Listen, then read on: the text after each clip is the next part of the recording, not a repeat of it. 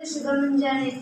ಇಂದು ನಮ್ಮ ಶಾಲೆಯಲ್ಲಿ ಜಲದೂತ ಜಾಗೃತಿ ಆಂದೋಲನದ ಆಚರಣೆಯನ್ನು ತುಂಬಾ ವಿಜೃಂಭಣೆಯಿಂದ ಆಚರಣೆ ಮಾಡುತ್ತಿದ್ದೇವೆ. ನನಗೆ ತಿಳಿದಿರುವ ಮಾಹಿತಿಯನ್ನು ನಿಮ್ಮೊಂದಿಗೆ ಹಂಚಿಕೊಳ್ಳಲು ಬಯಸುತ್ತೇನೆ. ನೀರು ನಮ್ಮ ಜೀವನಕ್ಕೆ ಬಹಳ ಮುಖ್ಯವಾದದ್ದು. ನೀರಿಲ್ಲದೆ ಬದುಕಲು ನಮಗೆ ಸಾಧ್ಯವಿಲ್ಲ. ನೀರು ಅಡುಗೆ ಮಾಡಲು, ಕುಡಿಯಲು ಹಾಗೂ ಇನ್ನಿತರ ಕೆಲಸಗಳಿಗೆ ನಾವು ಬಳಸುತ್ತೇವೆ.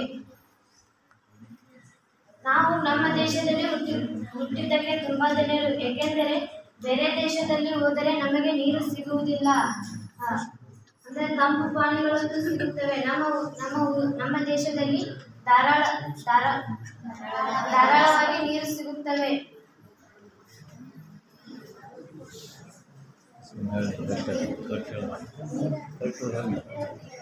ನಮ್ಮ ಭೂಮಿಯ ಮೇಲೆ 71% ನೀರಿದೆ.